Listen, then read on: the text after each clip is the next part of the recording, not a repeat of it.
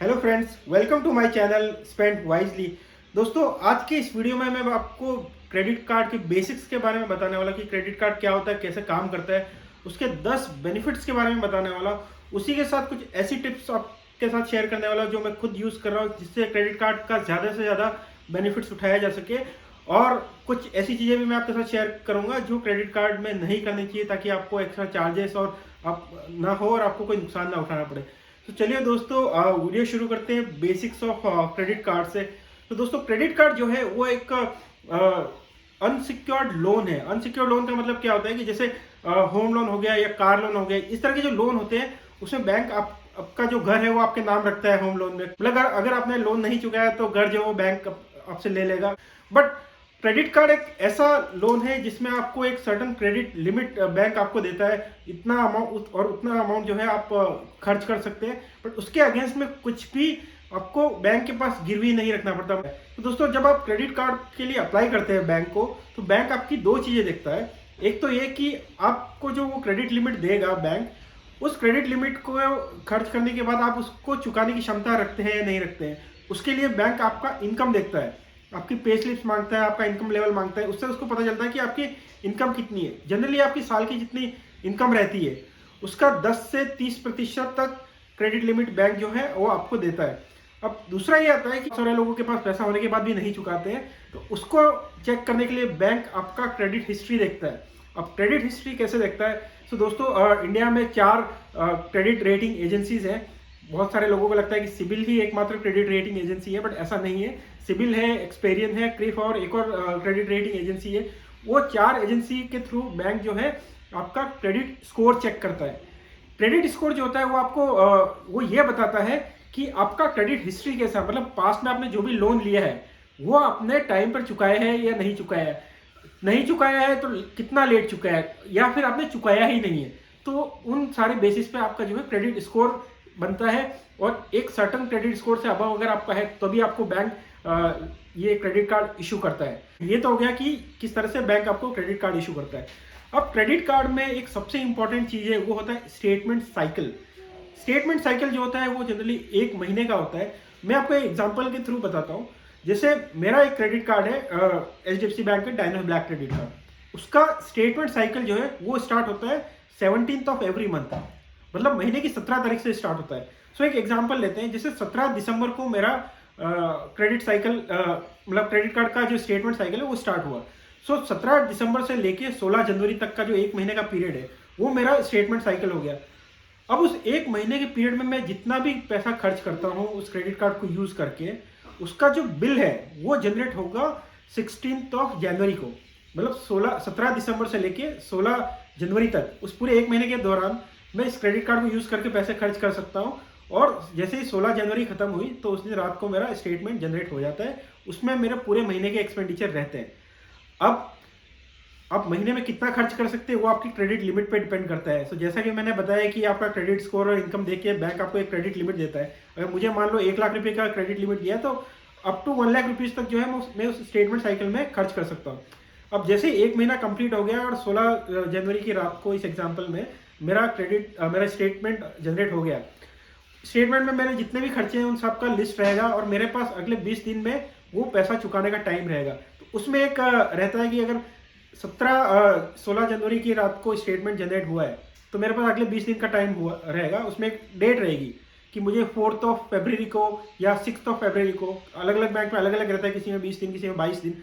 सो मान लो 6 जनवरी का इसमें डेट रहता है कि इस डेट तक मुझे जो है ये जितना भी मैंने 1 महीना खर्चा किया है वो मुझे चुकाना है। अब 6th ऑफ फरवरी तक जो उस बिल को क्लियर करने का मेरा लास्ट डेट है, उस दिन या उससे पहले मैंने अगर सारा पैसा बैंक को चुका लिया तो मुझे 1 भी रुपये का इंटरेस्ट पे नहीं करना है। तो दोस्तों, ये जो है क्रेडिट कार्ड का पहला बेनिफिट है, इंटरेस्ट फ्री क्रेडिट। सो अब आप इसमें देखिए, 17 दिसंबर से लेके 16 जनवरी तक का जो 1 महीने का पीरियड है उसमें मैंने जितना भी खर्च किया वो मुझे 6 फरवरी तक पे करना है और मुझे कोई भी इंटरेस्ट पे नहीं करना है। उसके ऊपर सिर्फ मुझे जो प्रिंसिपल स्पेंड किया है वही पे करना है। सो ये जो क्रेडिट फ्री पीरियड है वो सबसे बड़ा बेनिफिट है। अब इसमें देखिए, आपने क्रेडिट कार्ड का जो स्टेटमेंट साइकिल है जो 17 दिसंबर को शुरू हुआ है, जो चीज़ मैंने पहले दिन खर्च की है, मान लो मैंने 17 दिसंबर को ही 10,000 रुपये का कोई प्रोडक्ट खरीदा मार्केट से उस क्रेडिट कार्ड को यूज़ करके, वो 10,000 रुपये भी मुझे 6 फरवरी को पे करने हैं। और जो क्रेडिट कार्ड का जो साइकिल है, स्टेटमेंट साइकिल, उसका जो लास्ट दिन है 16 जनवरी, उस दिन भी अगर मैंने कोई चीज़ खरीदी है तो उसका पेमेंट भी मुझे 6 फरवरी को करना है। अब उससे क्या होता है कि जो चीज़ मैंने क्रेडिट कार्ड साइकिल के लास्ट दिन खरीदी है उसको चुकाने के लिए मेरे पास 20 दिन का टाइम है, मतलब 20 दिन का इंटरेस्ट फ्री पीरियड मिला है। और जो चीज़ मैंने क्रेडिट कार्ड साइकिल के पहले दिन खरीदी है, मतलब जबकि जैसे 17 दिसंबर को, उसको चुकाने के लिए मुझे पूरा क्रेडिट कार्ड का स्टेटमेंट साइकिल 30 दिन का हो गया, उसके बाद 20 दिन का पेमेंट पीरियड, मतलब पूरे 50 दिन का टाइम मुझे मिला है एकदम इंटरेस्ट फ्री। सो दोस्तों, ये सबसे बड़ा बेनिफिट है क्रेडिट कार्ड का कि आपको 20 दिन से लेकर 50 दिन तक का इंटरेस्ट फ्री पीरियड मिल जाता है क्रेडिट कार्ड को यूज़ करके खर्च करने का। अब मैं क्या करता हूं कि मेरे जितने भी एक्सपेंडिचर हैं, मैं सबके सब कोशिश करता हूं कि क्रेडिट कार्ड से ही उसको खर्च करूं, क्रेडिट कार्ड से ही को यूज़ करके उन सारे एक्सपेंडिचर को करूं, क्योंकि मुझे इंटरेस्ट फ्री पीरियड मिल जाता है। मेरा हर एक्सपेंडिचर जो है उसमें कम से कम 20 दिन का इंटरेस्ट फ्री पीरियड रहता है। अब जैसे ही मेरी सैलरी आती है मंथ के एंड में, वो सैलरी मैं एज इट इज़ या तो अपने सेविंग बैंक अकाउंट में रखता हूँ। मेरा एक HDFC बैंक का मैक्स गेन होम लोन चल रहा है जो एक OD अकाउंट है, मैं उसमें रखता हूँ। जितना दिन मेरा सैलरी या पैसा जो है वहाँ रहेगा, उतने दिन मुझे जो होम लोन का इंटरेस्ट है वो कम देना पड़ता है। सो मुझे 7 से 7.5% का वो जो इंटरेस्ट है वो मेरा बच जाता है, क्योंकि उस पैसे को मैं तुरंत ना खर्च करके क्रेडिट कार्ड के थ्रू मैंने सारे एक्सपेंडिचर करता हूँ। और जब क्रेडिट कार्ड का स्टेटमेंट आता है तब मैं वो पैसा जो है वो पे करता हूँ। सो दोस्तों, ये सबसे बड़ा बेनिफिट है क्रेडिट कार्ड का। और मेरा टिप ये है कि आपके पास क्रेडिट कार्ड है तो जितने आपके एक्सपेंडिचर है वो ज़्यादा से ज़्यादा आप कोशिश करो कि क्रेडिट कार्ड के थ्रू यूज़ करके उसको खर्च करो, क्योंकि उससे आपको इंटरेस्ट फ्री क्रेडिट मिल जाता है। और वो जो पैसा आप तुरंत देने वाले हैं वो आपको 20 से 50 दिन बाद देना है। उतने दिन तक का आप इंटरेस्ट अर्न कर सकते हो उस पैसे को अपने सेविंग अकाउंट या कोई और आपका अकाउंट है वहाँ पर रख के। ये उसका पहला बेनिफिट हो गया। अब इसके साथ टिप मेरा ये है कि जो भी आपके ऐसे एक्सपेंडिचर है जो रेकरिंग है और जिसको आप थोड़ा आगे पीछे कर सकते हैं, कोशिश करो कि वो क्रेडिट कार्ड के साइकिल के पहले दिन आप उसको पे करो।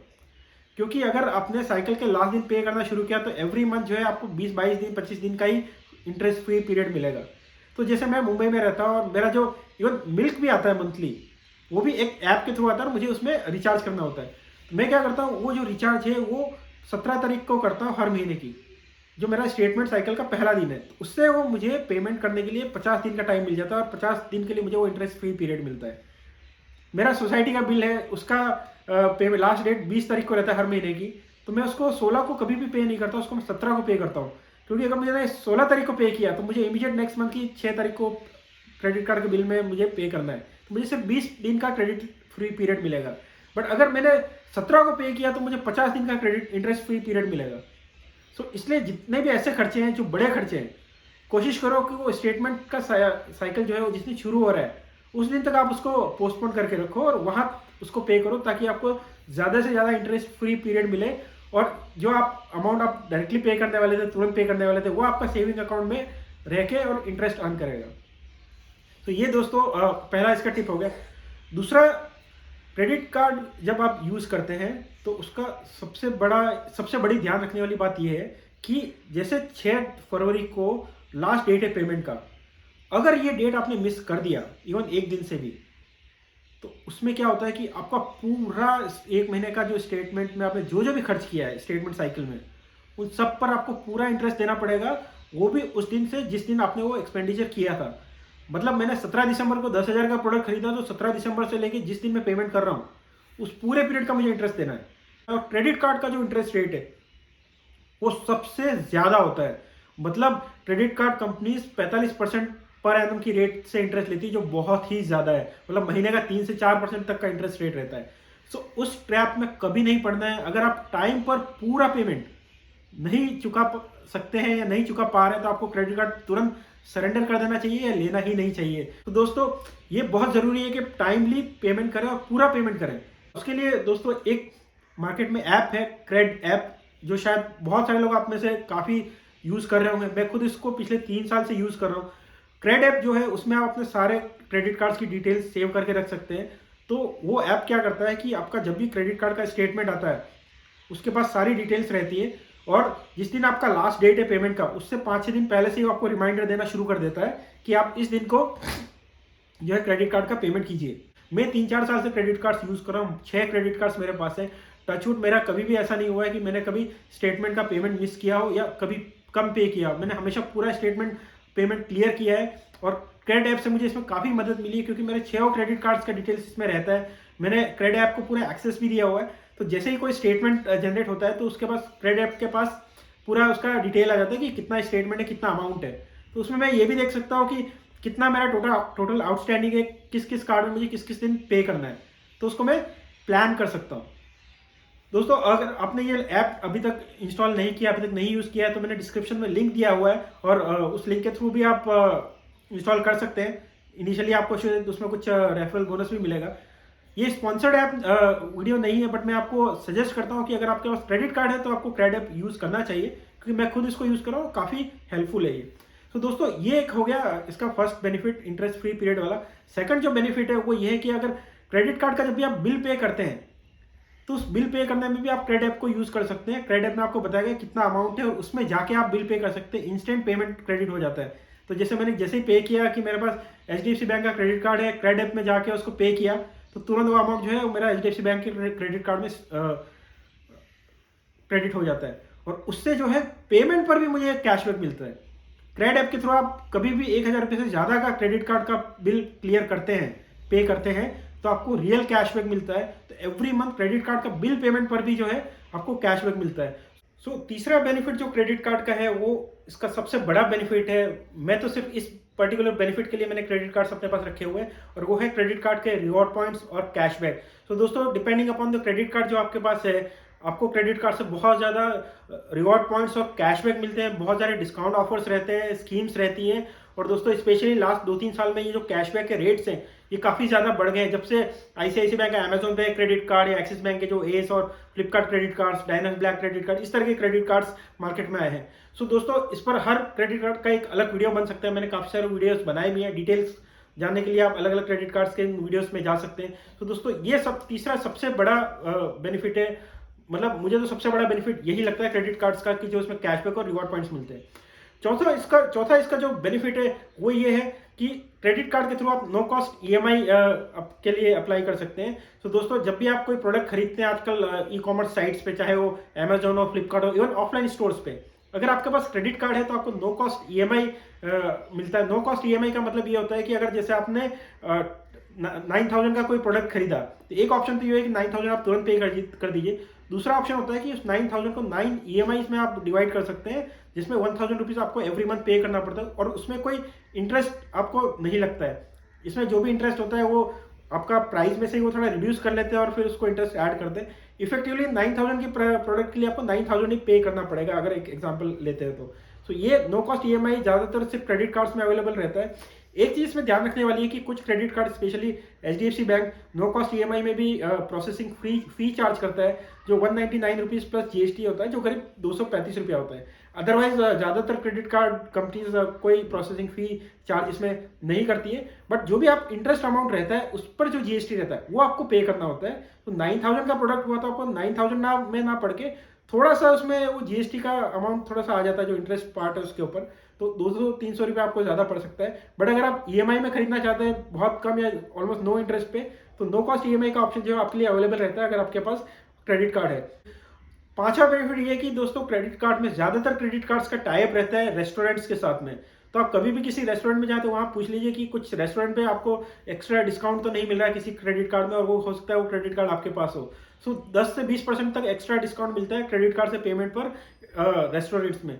छठा बेनिफिट जो मुझे काफ़ी सिग्निफिकेंट लगता है वो ये है कि क्रेडिट कार्ड आप यूज़ करते हैं तो आपका सिबिल स्कोर काफ़ी इंप्रूव कर सकता है, ऑफकोर्स प्रोवाइडेड कि आपने टाइमली पेमेंट किया है। तो दोस्तों, जब भी आप क्रेडिट कार्ड अप्लाई करते हैं और उसके बाद उसको मंथ ऑन मंथ आप फुल पेमेंट करते जा रहे हैं, आपने क्रेडिट कार्ड की जो स्टेटमेंट साइकिल का जो पेमेंट है वो कभी मिस नहीं किया है, तो आपका क्रेडिट स्कोर जो है वो काफ़ी इंप्रूव कर जाता है। जो आपका सिबिल, एक्सपीरियंस, क्रिफ वगैरह में जो आपका स्कोर रहता है, नेक्स्ट टाइम कभी आप बड़ा लोन लेने जाएंगे, होम लोन या कार लोन, तो उस टाइम पे आपको ये काफ़ी मदद करेगा। सातवां बेनिफिट जो क्रेडिट कार्ड का है वो है इमरजेंसी कैश। सो दोस्तों, कभी अगर आपको इमरजेंसी में कैश की ज़रूरत हो तो क्रेडिट कार्ड को यूज़ करके आप एटीएम से कैश भी विड्रॉ कर सकते हैं। बट एक बात हमेशा याद रखिए कि अगर आपको कैश विड्रॉ करना है या आपको कैश चाहिए तो क्रेडिट कार्ड आपका लास्ट ऑप्शन होना चाहिए, क्योंकि आप 1 रुपया भी अगर विड्रॉ करते हैं एटीएम से क्रेडिट कार्ड को यूज़ करके तो अधिकतर बैंक मिनिमम 300 रुपये आपको चार्ज करते हैं, वो आपका कैश विड्रॉल चार्ज रहता है। इसके अलावा कैश विड्रॉ करते ही आपको डे 1 से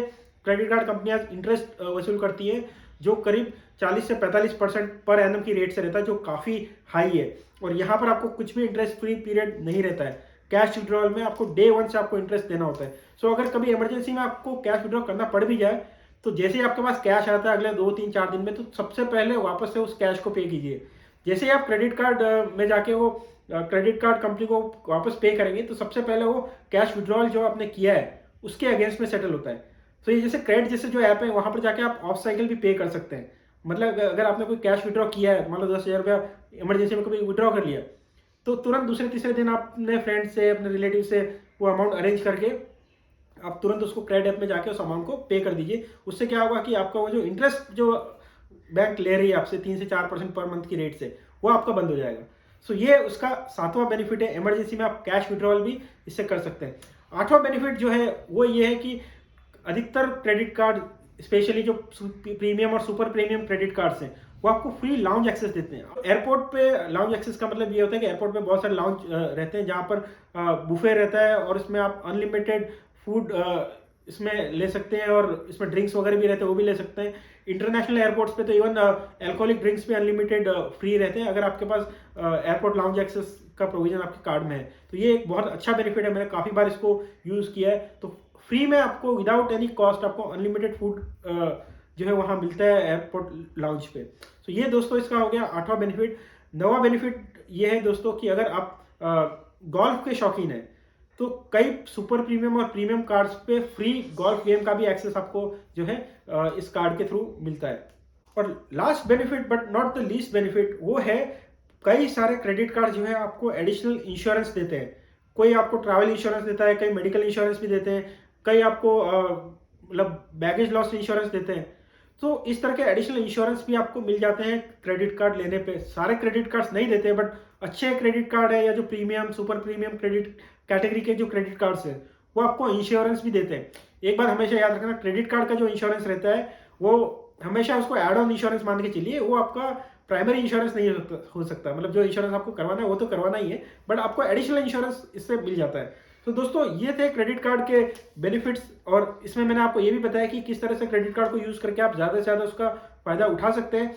और दोस्तों कई चीज़ें मैंने बताई जो आपको क्रेडिट कार्ड से नहीं करनी चाहिए। सो ये था पूरा वीडियो क्रेडिट कार्ड के बारे में। वीडियो अच्छा लगा हो तो इसको लाइक कीजिए, इसको शेयर कीजिए, और मेरे चैनल को अभी तक सब्सक्राइब नहीं किया है तो इसको सब्सक्राइब कीजिए।